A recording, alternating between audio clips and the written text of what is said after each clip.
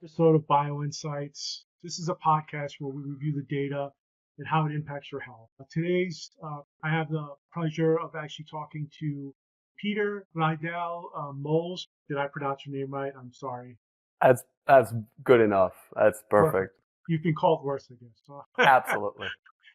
Your expertise really has a unique intersection on fitness, health, and technology. And as a business development manager at Ventreject, you're really revolutionizing the health and as well as the fitness market in using Seismofit, which we'll find out a little bit more about today.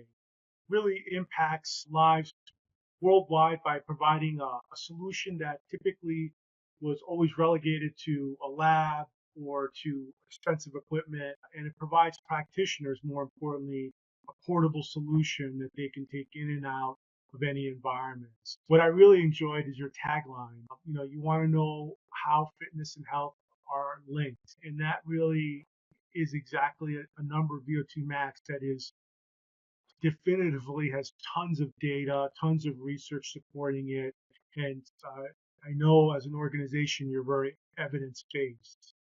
So to help us started and to deliver us some groundbreaking insights on monitoring your health, I would love to find out a little bit more about you and besides your work at Ventreject. I know you do tons of entrepreneurial venture work, and you also have a course curriculum about how you leverage AI and habit building.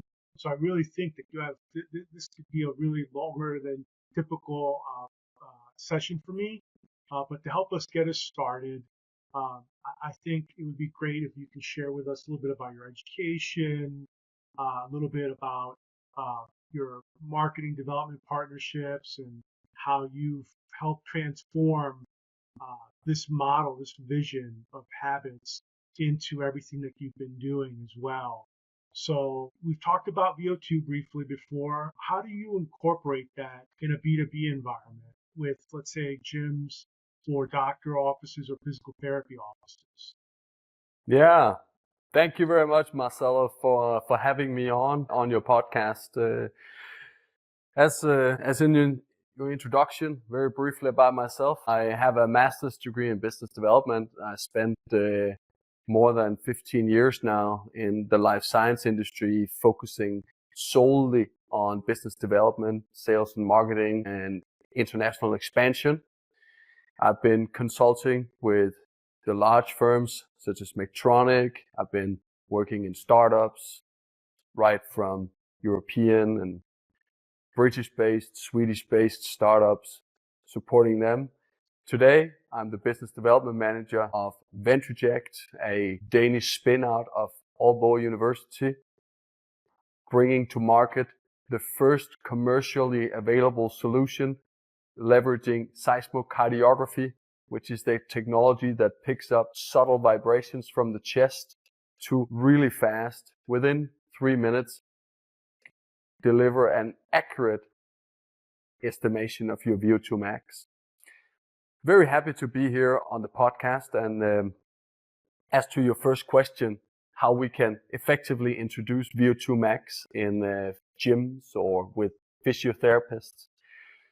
Well, perhaps for a bit of context or a bit of history, VO2 max is it's a well-known and quite a well-established biomarker. Historically, we have been in this situation where we had to choose. Either we had to make it convenient doing the submaximal tests, or even less so, like the Friends, where we just do an estimation based on biofacts, weight, height, age, gender. Or we had to go to the other end to do the bicycle test with the exhaust gas mask on, push yourself to exertion in order to gain that very accurate measurement, the VO2 max. That was how it used to be. That is the situation which we at Ventreject aim to change. We want to deliver nearly the same accuracy as the bicycle test with the exhaust gas mask on, while being even more comfortable than the submaximal tests, because seismocardiography is based on so subtle vibrations that you actually ought not to move at all during the recording.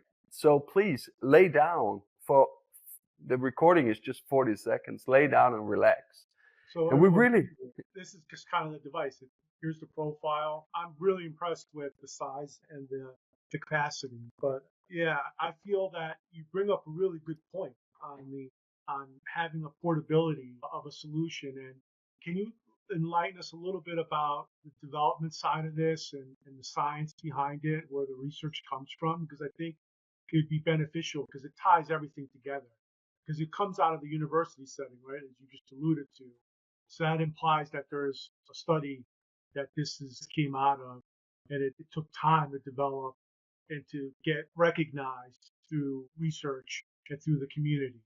So I think that would be helpful too. And some unique stories that I could share with on that as well. But why don't you help us maybe talk about a little bit more on the research side of things? absolutely.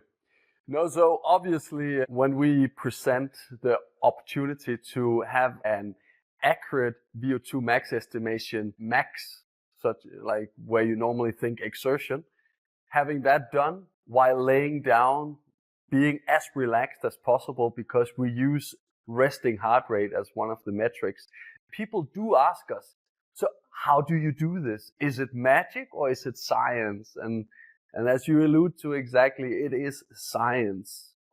The research that lies behind the proprietary algorithm of Ventreject is developed all the way back in 2018 at Aalborg University in Denmark, where scientists and our co-founders all met up and started looking into how can, when the heart beats, it of course moves, and with movement comes vibrations.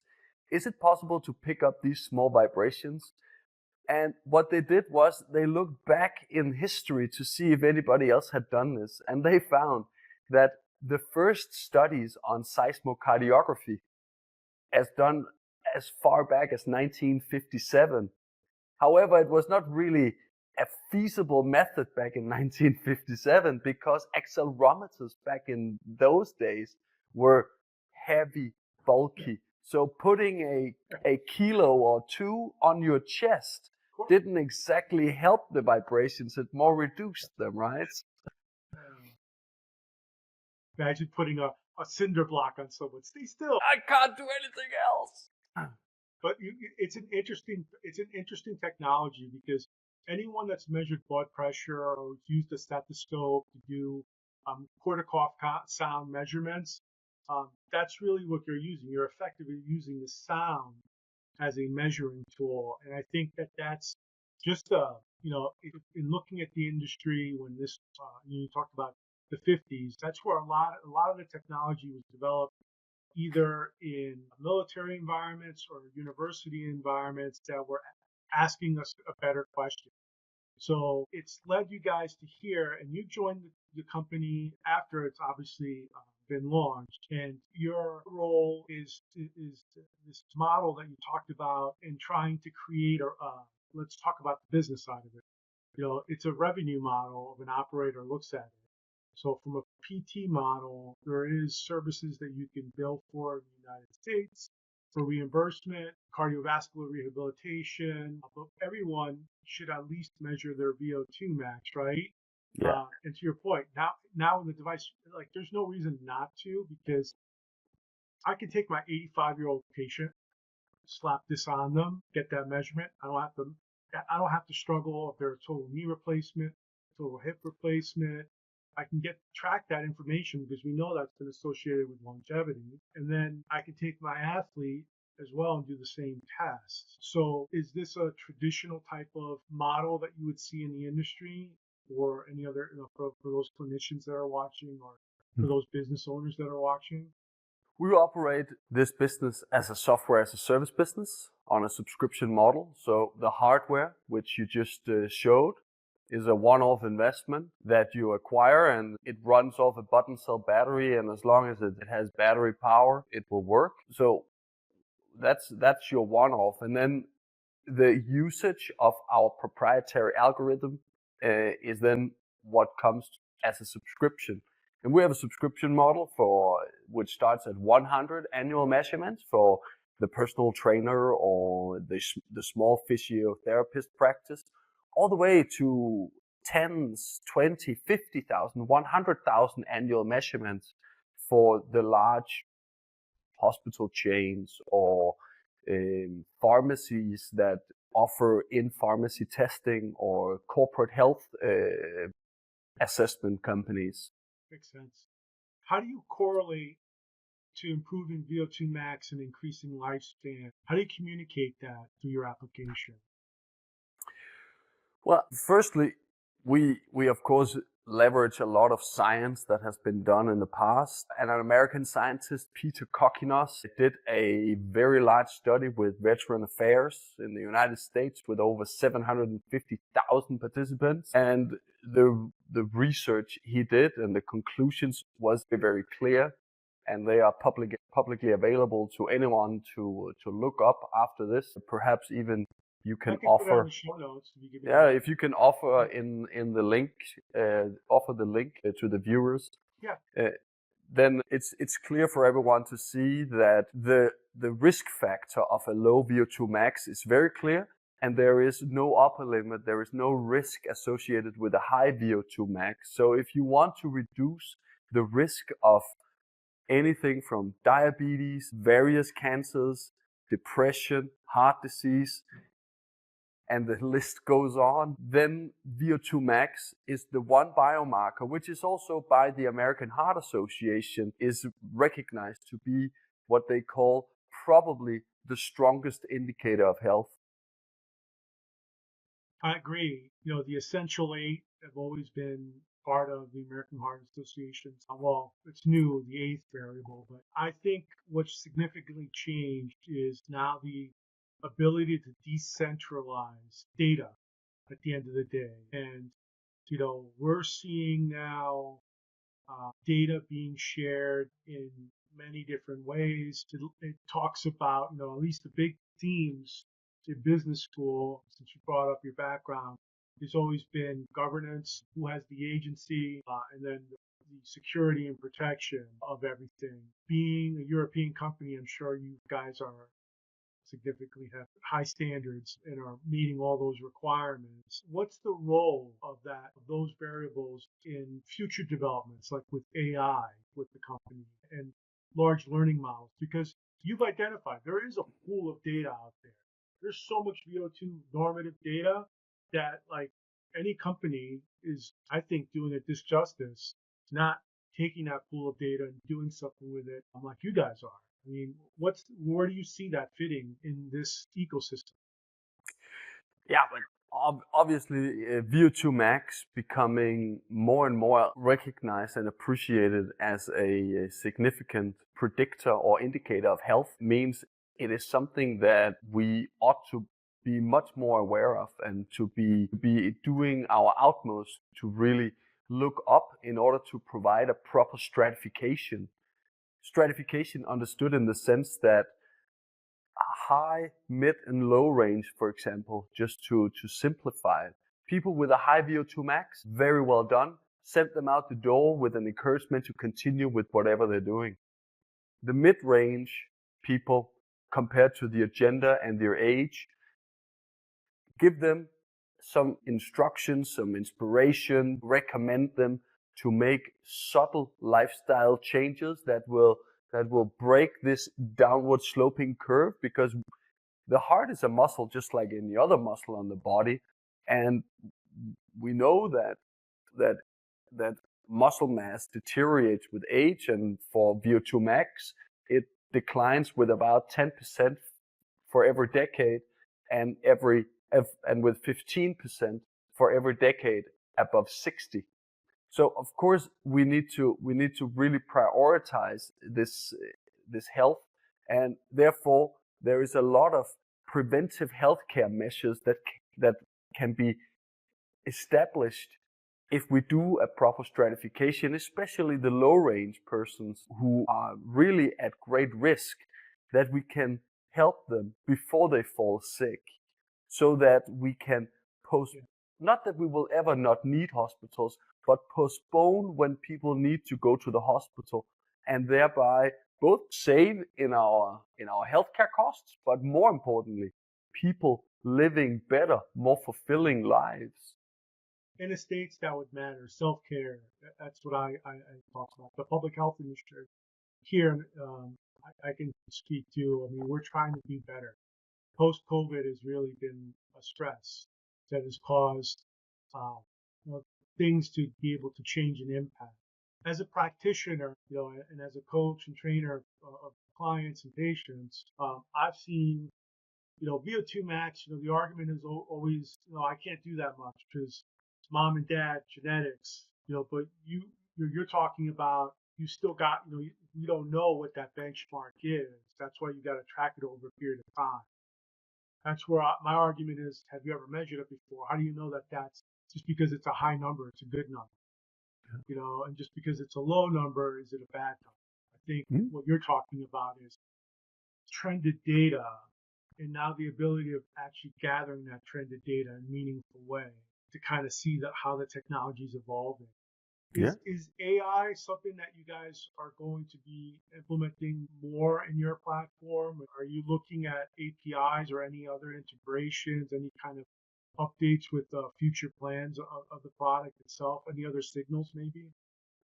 Yeah, so our algorithm today is machine learning, so it is considered AI that does the interpretation of the seismocardiogram, and which is then further enriched by the 4 data points that we use, which is height, age, weight, and gender. We are also being, as you said before, a European company. We of course went with kilos and centimeters, but we are coming with imperial metrics as well for when in order just to the United States. Let's just talk about it.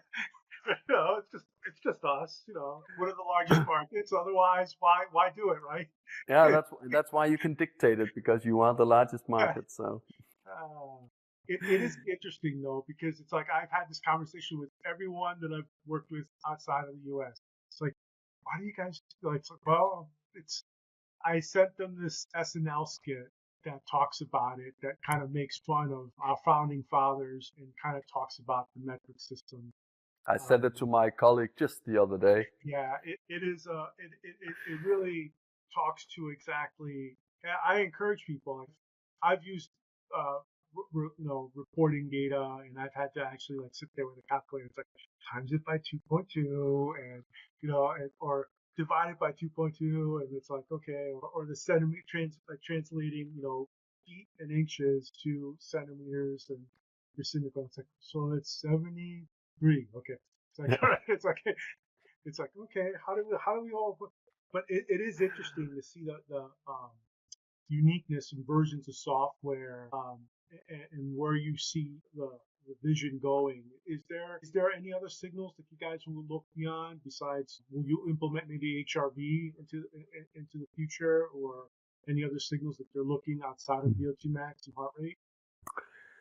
We are capturing quite a lot of data with you're not reporting all of it. You're just reporting the VO2 max and the heart rate. Yeah, currently. We are still a relatively young company.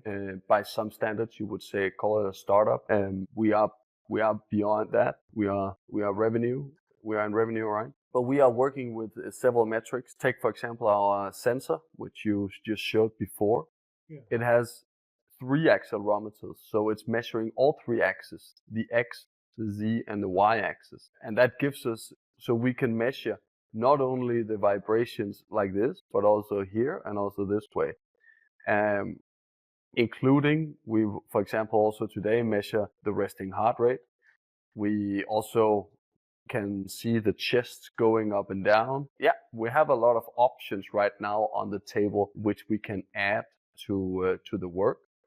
And when it comes to research in seismocardiography, we also, of course, have the opportunity for those researchers who are interested in this, of course, at a premium, to offer them the entire seismocardiogram of each person in their cohort, to then dive into and see, are there any other events in the seismocardiogram that we can use to predict something else from. So the raw data, basically, you can get Yeah. to. That's something that clinicians or researchers that are listening to, I think, of great value because not many companies will give you the raw data. So it's nice to hear that Ventreject actually provides that. So the, I, I, I want to talk a little bit about um, your your business consulting background and your habits. And I really think that that's something that I think takes the great thing about the current stack of technology, but also helps deliver a lot of the soft skills that are missing in how you format it and pitch it. Maybe if you want, let's segue a little, but then we'll come back to Ventreject. I think you wanted to share some of your slides as well. I don't know if you still want to do that, but Yeah.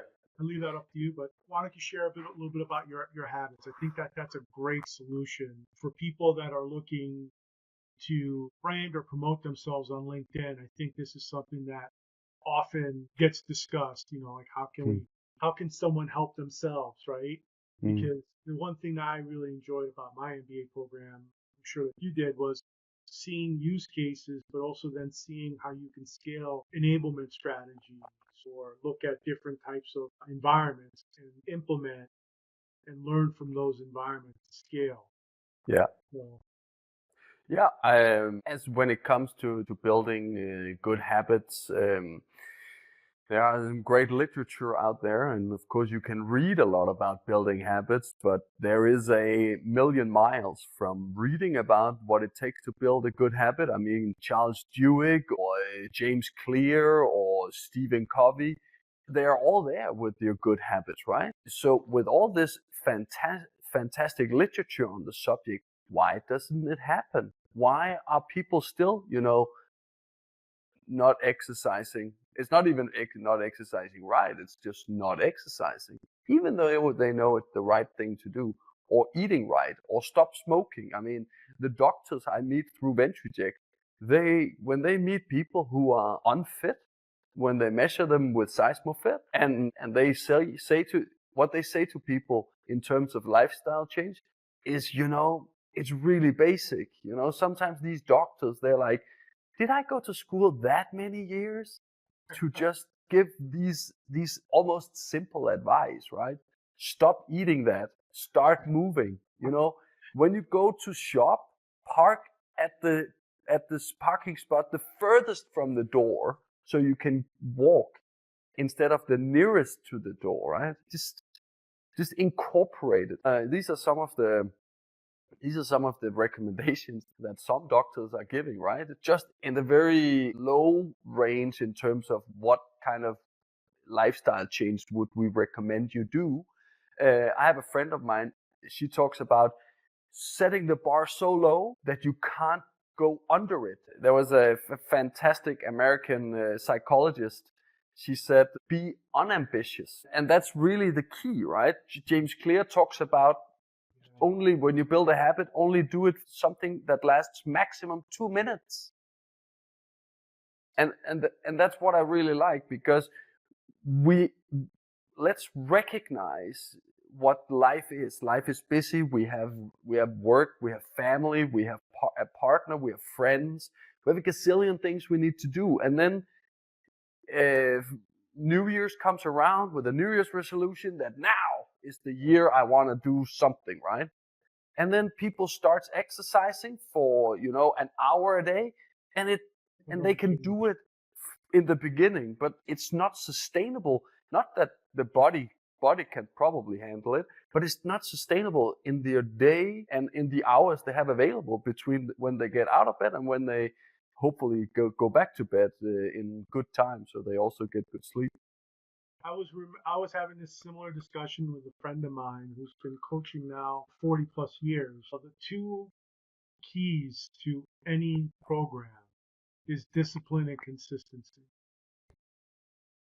Is Yeah. to do what you don't want to do, but you know you need to do, and you need to do it with some regularity.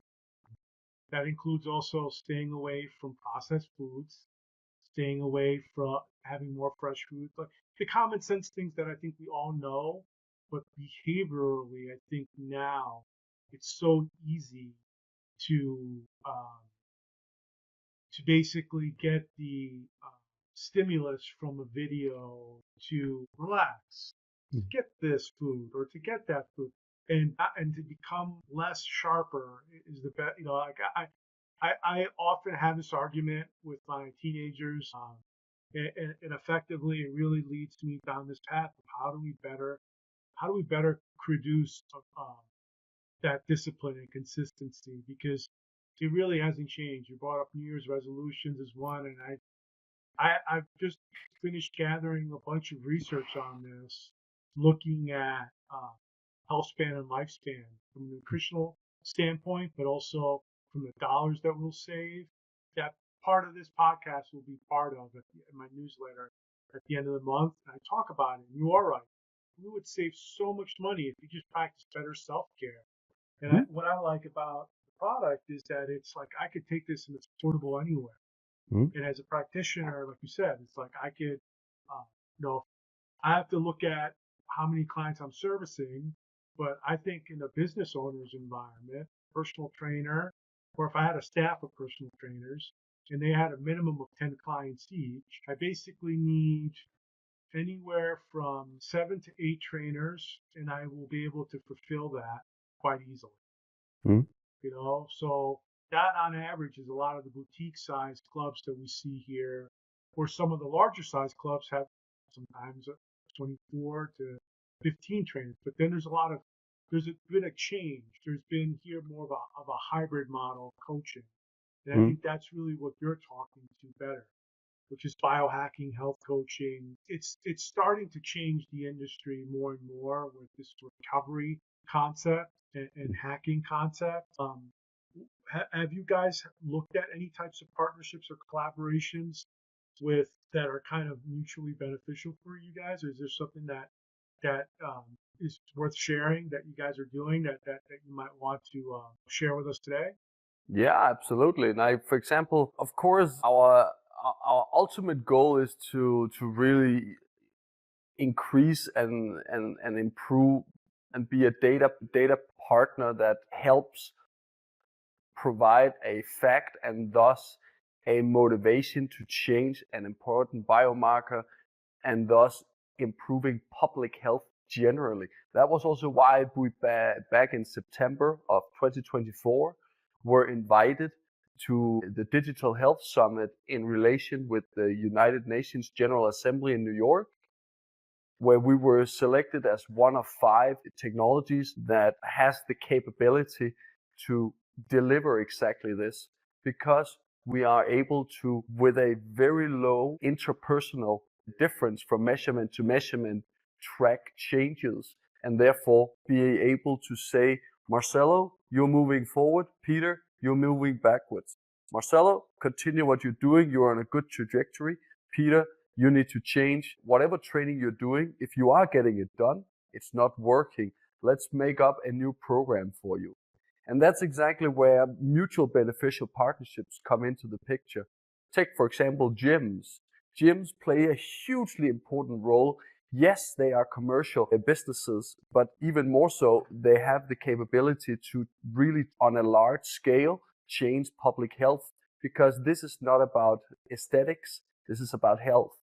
And measuring and offering to measure VO2 max in your gym is not only good for the individual to know what trajectory I'm on, it's also an excellent biomarker for retention for the fitness or studio or the gym to say, look, Peter, when you came in, your VO2 max was down here. You've been coming here. We see from your membership card, every time you punch in, you've been here 12 times over the last 12 weeks, and now you're here. So as you can see, you're really improving your health.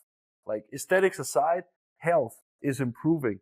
So because you have come here, you have reduced your risk of all these diseases. And then, the club doesn't need to offer any discounts or any other motivations to why I should maintain my membership, because not only do I feel better, I also have the data points to back that up. And from an application standpoint, it's pretty simple. Affix this to a sticker right at a specific landing on the sternum itself, and you're measuring and you're good to go. So it's a simple protocol. Most gyms do assessments, or should be, but you're describing where I see now. I think the ideal market is in it, and I think we're seeing it now in bigger gym environments, being a business within a business where they offer certain types of good, better, best premium membership, where this might be part of that clinical package, and it is significantly more affordable than buying a metabolic cart. There's pros and cons. I think both go hand in hand. I think it depends on budgets from an operational standpoint that will define it, but both are evidence-based and both are accurate. So that's what I really enjoy about it. It's like having more and more tools. So to your point, be able to also provide intervention. Say, hey, I want you to go see your doctor. I always draw examples of me when I was working with collegiate and NCAA athletes here and some pro athletes, where one time we had this big screen and every single athlete was on there, and we had athlete A and athlete B, and athlete B was this athlete that was really accelerated, had really high heart rate unnecessarily, but then they were doing certain skill small-sided game strategies, and what ended up happening was the person wasn't dropping down. And I wasn't informed of certain conditions. I was just there to manage the database and the technology, and then be able to explain the data sets to that community of sports performance directors and athletic trainers. And I found out the hard way that this individual had a condition, and that's really where I feel wearables do help. My personal history, that's kind of how I got started. At the age of 16, I failed an EKG, and next thing I know, I found a progressive cardiologist, realized that I had a specific normal anatomical issue that wasn't going to impact me in a negative way. It actually was a positive, but that, for me, it was not an issue of changing anything. It was kind of like, you're kind of big for a college football player, and you're old, like I was not going to grow any taller. So the doctor politely said, drop some weight. And to your point, that's benchmarking. If I didn't have the data, that trend would not be identified. So that's really, I think, the value of this. And I've seen it with my own clients when I've used heart rate monitors with them, and I've done submax testing. And the most annoying thing is in administrating a majority of these ramped effort tests is that depending upon which one you do, it might be, if it's novel for them, which in most cases it is, they will either, their respiration will fatigue or their muscles will fatigue. So it's not nothing to do with their VO2 or their heart. It might have to do with weakness in the legs, weakness in the calves, respiration issues. That being able to measure respiration, I would love to see something that can measure respiration rate that's different from dual band respiration. So I think, these trends, where do you foresee the fitness, the longevity, and this tech, being used and utilized more effectively as you guys go forward here in the U.S.? Because I know you guys had a great piece with the BBC. If anyone hasn't seen it, I'll also post a link. I'll share that link as well in the show notes. So where else do you guys foresee this? I know that research is something that you guys want to also, because I think that's logical for me. If I was doing a graduate research and looking at a population study comparing athletes maybe to 50-year-olds, come on, students, step up for once. Yeah.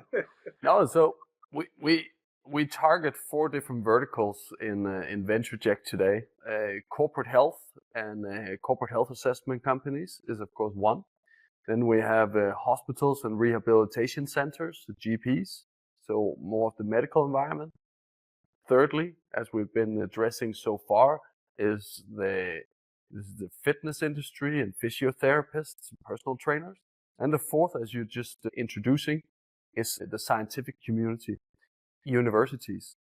What we find is when we look up the literature on VO2 max, we find that there is literature and research from the past having been done linking VO2 max to arthritis, the risk of falling in an elderly population, healthy aging, which is geriatrics, right? Various diseases, cancers, diabetes, hypertension. But in the past, all of these researchers have been in a situation where their cohorts has been limited by the physical capability of producing a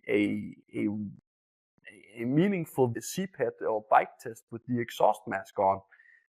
We take away that barrier now. That means we now offer scientists to do the same research as they were doing, but now with a lot bigger cohorts, because there is no limitation any longer to add VO2 max. Both it's easy, it's fast, and the overhead is negligible compared to what research otherwise costs, right? So in a research setting, SeismoFit is a perfect fit for this purpose. I agree. Are you guys attending ACSM next year? Yes, we're coming to Atlanta. Yeah, I think that's where this would really do well, because traditionally, like you just identified, it's been, I would, as if I can add VO2 max and I know it's accurate and I can do it within 3 minutes, that makes basically my study a lot easier, right? Because I can then benchmark, I can do my intervention, and then I can see the result upon washing out. Data is data, right? And can your data then be exported into a CSV file, or is it going to be living on a web-based platform? No, it's of course to be exported. Okay. Yeah. So yeah. That's great. So it could be exported. It can be exported, yeah. Great. And can a clinician then obviously they can get access to the raw data as well?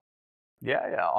Of course, the raw data comes with a number of terms and conditions as to what the intended use is for that. We don't want to provide training data for somebody who wants to develop a competing algorithm, of course. Yeah, everyone wants to protect themselves. Yeah, exactly. And the process for providing the raw data is not automated in the same sense as the VO2 max result is. So it also comes with a premium price point. Do you have an API? We have it on our IT roadmap, but it is not live yet as of this broadcasting. Okay, that's fine. Yeah. But people know now it's on the road. That's on the roadmap. Yeah. That's great. So when you're thinking of obviously VO2 max and people are implementing this, do you guys get questions about what people should do and how people should perform, or do you defer to the clinician or to the user of the product? We get that question a lot, right? Like people look at us and say, "Hey, it's your software and hardware that estimates my VO2 max. What should I do to change it?" And it's like, yeah, but you see, we're hardware and software people. We come from so we're not physiotherapists. We are not medical doctors. We are not personal trainers. We're not strength and conditioning coaches. We do not have the same knowledge as they have. What we do is we provide the data point to these experts on the human body in order for them to tell the persons what to do. That's also why we operate solely in a business-to-business environment, because our subscription model doesn't really fit with a B2C environment where meaningfully you would need to measure your VO2 max 1, 2, maybe maximum 3 times a year. We cannot monetize that. That would require a huge volume of people, and reaching those people would cost a lot of marketing dollars in a market where we would be competing with much bigger players, say Apple with an Apple Watch, or Garmin or Polar, who also does estimates of VO2 max. So we don't want to move into that space. We stick to a B2B model where we provide one data point on a large scale easily to professionals who knows how to act on this data point. Yeah, it's basically, I think it's a brilliant model. The value of the signal is definitely there. I just think the just the clinicians to have access to something like this is definitely going to be very very very valuable. So with that, I want to thank you for the opportunity of sharing everything that you've shared with us. I've really enjoyed over the last couple of weeks talking to you and working with you on this. Is there anything that you want to share with the group before we sign off here and maybe give them a quick update? Obviously, you've shared ACSM, you've shared future events as well. What are some things that you're looking for in the new year? In the new year, we are currently focusing intensely on the US market. If there is any curiosity into how our device works, we do to potential customers provide a 30-day free trial. So where we provide you with a sensor and free number of measurements for 30 days in order for you, the user, to experience how does it work in my practice, how does my clients receive it, and how can I use it in my daily operations. That we are very happy to provide. And then after the 30 days, we only ask you, do you want to purchase the sensor or return the sensor? So it's the appropriate individual, brick and mortar, has a practice, is an owner operator of fitness facilities, which conveniently a lot of this communication reaches. So I think it'll be great to kind of put out there. I hope everyone will take advantage of this. Mm-hmm. I think it's a great number to start the new year with, pun intended, because I think people should be doing this at least twice. This with blood work, measurement, meaningful measurement of movement, and looking at that information over a period, because healthcare will just get more challenging here, at least in the United States. That's the biggest argument politically is the cost, but then also as a society, I think we gotta practice better self-care, better discipline, better consistency. Um, I I think think that's not over only three. the US, that's a global phenomenon. That was at least why we were invited to the UN to speak about this topic of preventive healthcare being another pandemic of obesity and ill health because of poor choices on a day-to-day basis, right? So It it, comes down to mental it health, I think, more than anything. absolutely, but health is such a complex measure, right? It's about health, it's about diet, it's about exercise, it's about, now you see, I'm from my home, right? It's like, how do you feel? So mental health, absolutely, fully Right. agree. Yeah, it's a VO2 combination. max is just one biomarker in this sense, You, right? you can't. Like everyone wants one device to master it all. It's not reality. The future for me, and I would love to hear what you think of it, is from a future standpoint, is I think it's all these signals that I just described: blood work, resting heart rate, sleep, tracking what I've been eating, body compositioning, VO2 max. So it's a combination of everything. But like I've pretty much, I've been steeped in this industry. Everything that I just talked about, I don't require to be in a building. I just require the professionals to talk to about this. And I think that's where we're going. And I think that's kind of what we're seeing. We're seeing now businesses develop a business within a business because people are not just going to pay membership. The membership model, the reoccurring revenue model of coming to a gym because it has equipment Mm. is not enough. Consumers think differently. Yeah. Gen Z, millennials think differently than the boomers and the Gen X. So we're seeing these four generations communicate differently and want services differently. So I think that's where this all kind of dovetails beautifully in having a group of product that can help an owner and operator. So as a trainer, I can have, an in-body scale. I can Mm. get a hand dynamometer. I can get a digital tape measure. I can get Seismofit, and I can do home health care. I can go to my client's home, measure Mm. them, collect that information, and I would add probably one more sensor, like an IMU, to Mm. look at a sit to stand, to look at a one-legged movement in a jump. Yeah. And there, I have a mechanical panel, I have a cardiovascular panel, I I have anthropometric measurements. I'm good. I'm solid. I know exactly. I have tons of normative data on those because those have been collected for years. Yeah, It is the numbers are what they are. yeah, So the blood work, I obviously is my scope of practice. I can't measure that. That's where I think we're going to see a either a health-driven model where the clinician will run the model of business, or we will see the owner-operator model that brings in these specialists and offers a lounge type of experience. yeah. No, no, but like the British Medical of Sports Science just released at the end of 2024 a study. What is a better biomarker of health? Is that BMI or VO2 max? And it turned out it was it was more healthy to be overweight and fit than normal weight and unfit. So like let's BMI, it doesn't have power the same power to explain, and that's why now owner operators, gyms, doctors, GPs have another opportunity. If you say, for example, you combine a Seismofit with a body composition scale, then make these measurements. You don't have to measure them real time. I know there's a lot of devices that does, but your VO2 max doesn't change overnight or in 1 week, right? It's a product of consistent effort that will make your VO2 max go up, or the lack thereof that will make it go down, right? I think it's two data sets that people need to have. Episodic, like you're describing, that define intervention, and you have continuous measurements that show trend.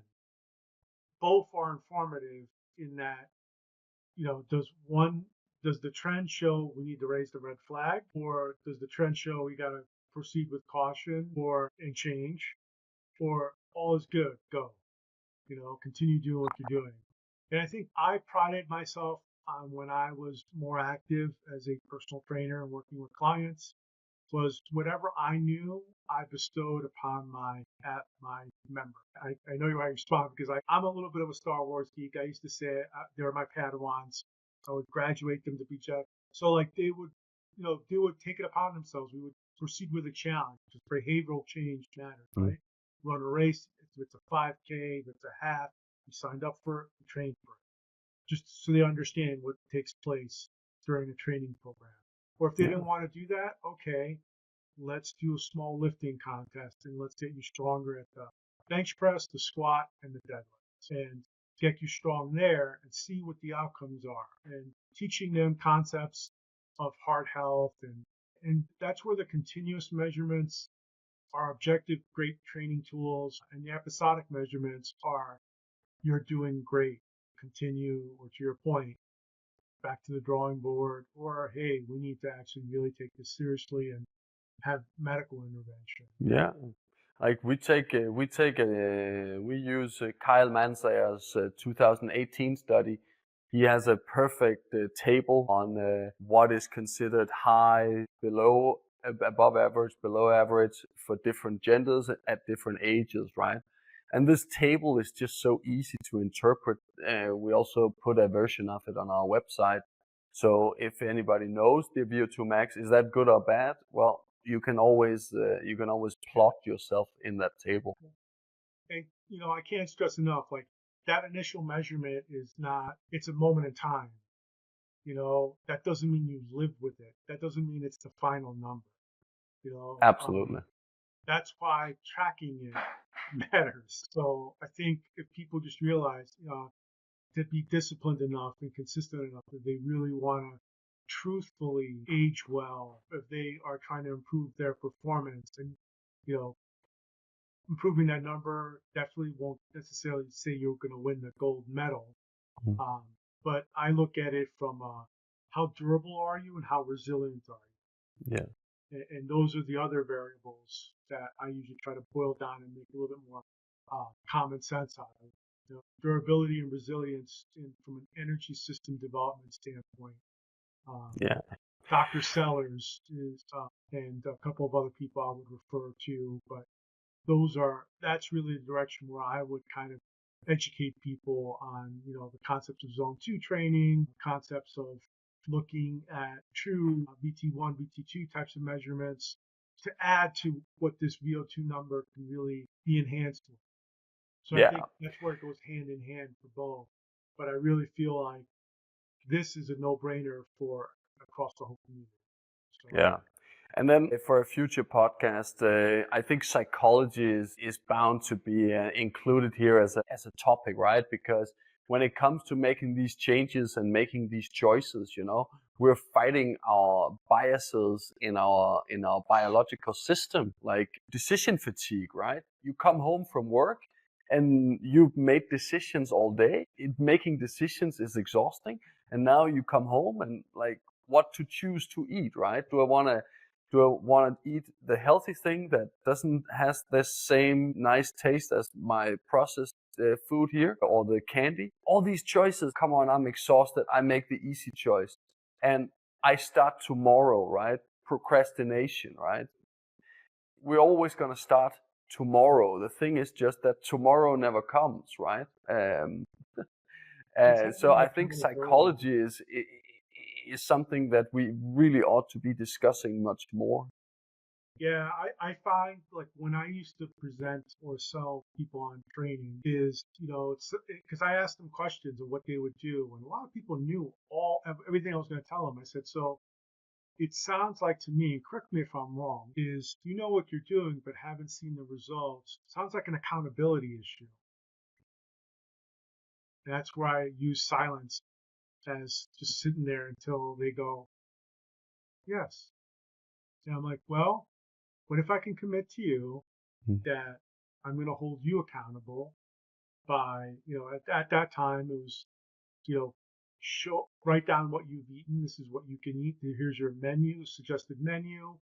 We've worked with a nutritionist. I would make sure that all those numbers are there for them. But to your point, it's exactly it. It's saying everyone, you're only as strong as your mind will let you be. And that's really where every success model that I've seen is, and it's not necessarily like I've alluded to before, it's not the person with the highest numbers or the greatest amount of intelligence. It is those simple variables: accountability, durable, resilient, discipline, consistency, character values that really allude to how you really influence behavior. And I think people sometimes need to actually take the time to define those. Yeah, but I think that's also an explanation for why take Ryan Holiday is so popular these days, referring a lot to Stoicism, right? Like these ancient philosophers, they really had a good take on life, how they could really boil it down to size into something that made sense, something I also leverage when I work with building good habits deliberately, right? So when it comes to do so, like I suggest 3 parts, right? So there's the thing before about making it so small that you can always do it 7 days a week. Because if you do something 7 days a week, you take away that decision fatigue that I mentioned before, because you have already made the choice of whether to do this today or not. Say, just go for a walk, if we're talking about an exercise habit, right? Like, don't put the bar up. Just put the bar really low. Go for a walk, right? So James Clear also is talking about that you should also be non-specific. So go for 1 mile. No, just go for a walk. Because if you do it for 7 days a week, over the course of a year, you will have gone for 365 walks. And if that was half a mile or 1 mile or 2 miles, doesn't matter. At the end of the year, the compound effect of 365 days means you will have walked a lot, and it will have changed your health. But not only will it have changed your health, it will also change your mind, because you prove to yourself every day that when I make an agreement with myself, I keep it. And I'm unbreakable when I put my mind to something. And that resilience, that strength, that's a muscle that can be trained. And that's what I call habits. And that's where it moves from being something I think about actively to just muscle memory. It's just something that I do. It's who I am. Again, coming back to, sorry if I'm becoming a little excited, but this is really my passion, right? when James Clear is talking about identity-based habits instead of result-based habits. I am a person, identify as someone that I am a person who eats healthy.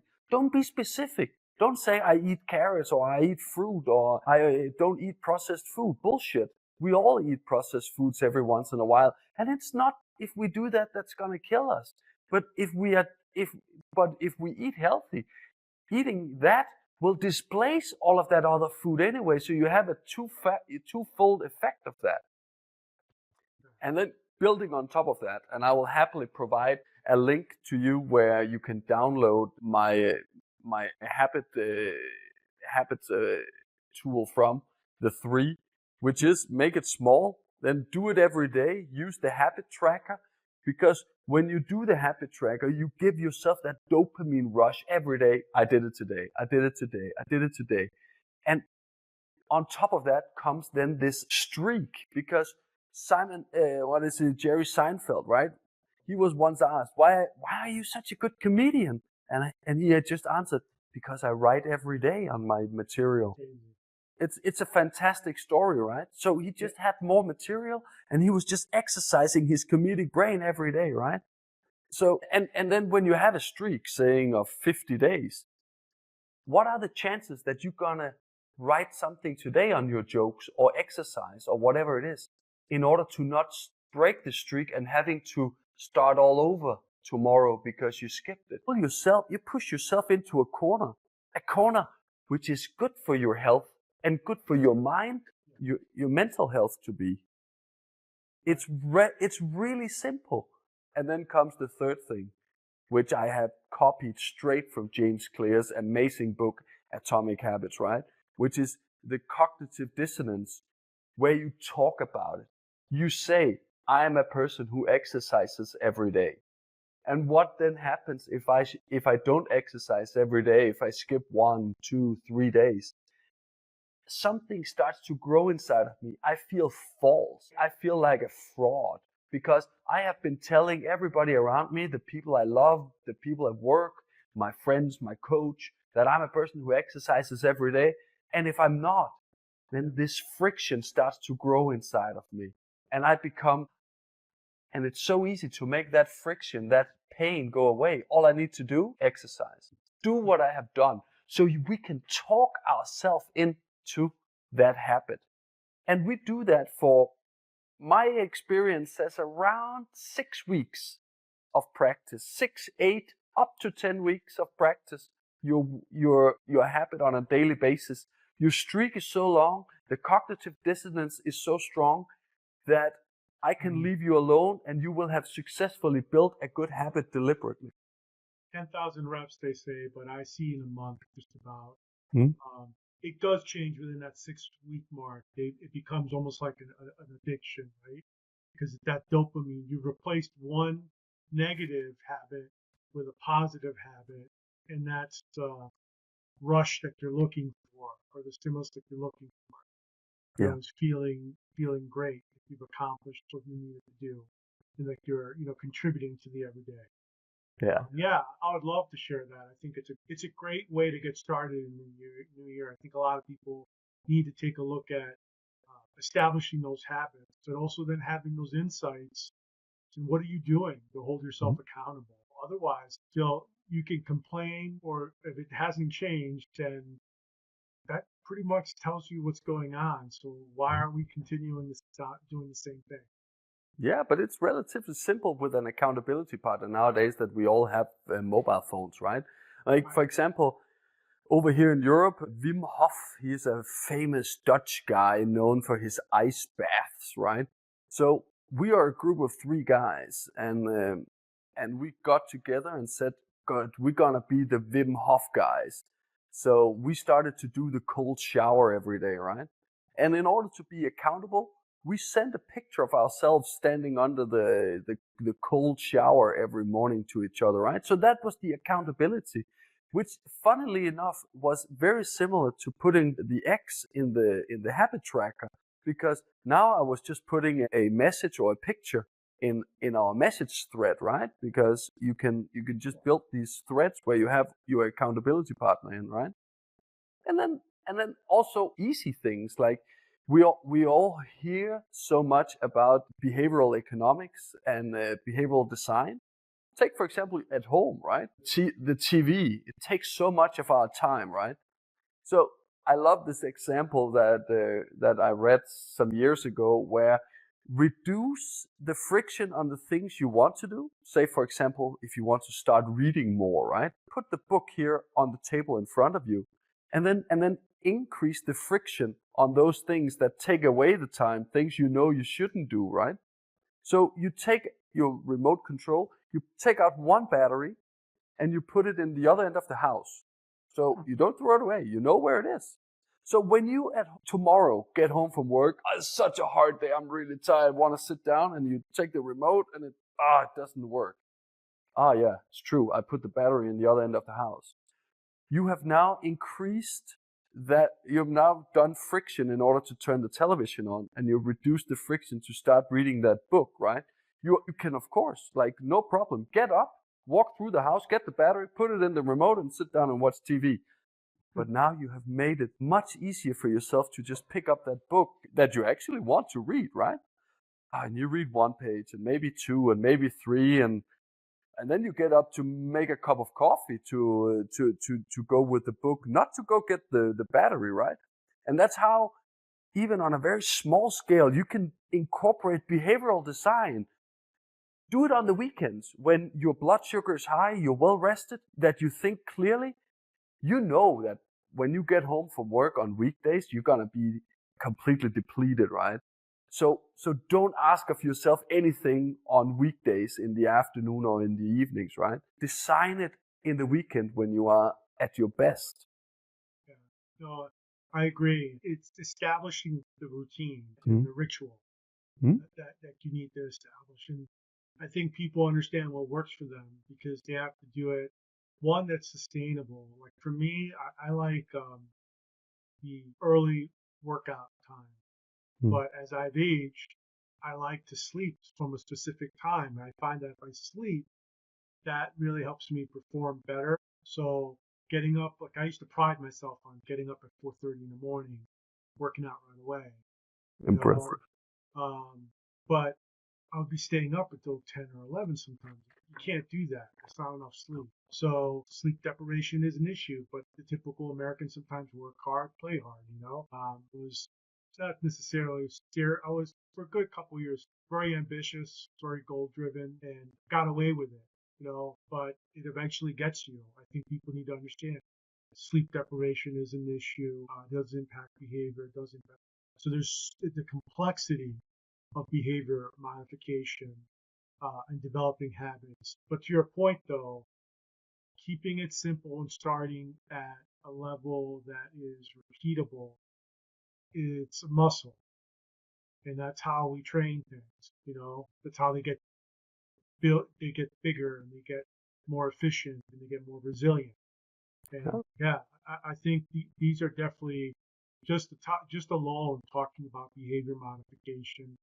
It's something that really, for me, I always feel in my family, comorbidity issues are prevalent. I'm the black sheep of the family. They see me come, like, here he comes. He's going to tell me to stop drinking, stop eating, or stop smoking. God forbid. It is, we're in an age now where education is just free flow, and people know better.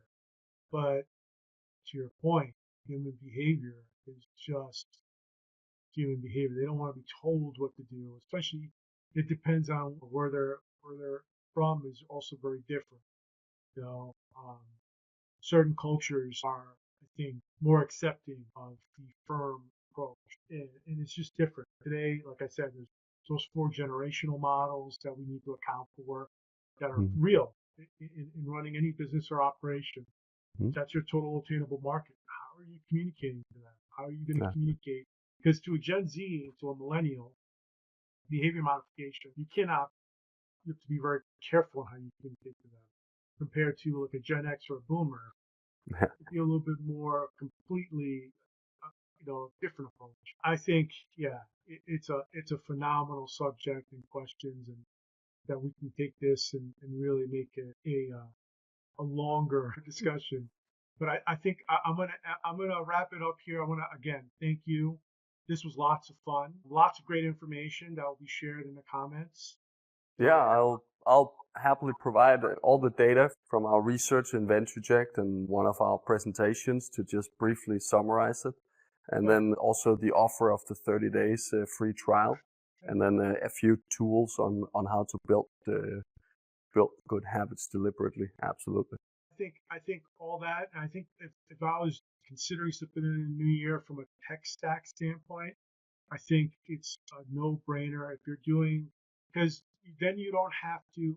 It's easier to administer a 3-minute protocol than me to try to teach a treadmill protocol or a bike protocol and hope that a specific employee that might be new to the industry, or even if it's a seasoned veteran, is, they're at risk to have bias or to have inaccuracies sometimes, because then it has to be the same time, same date for that repeatability to be acceptable for the individual.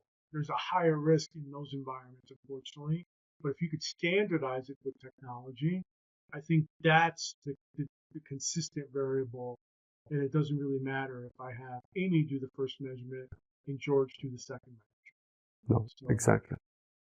with that, again, thanks. I hope if anyone has any comments or questions, please feel free to leave it in the question box. And if you like this, like it and share. Have a great one. Thank you.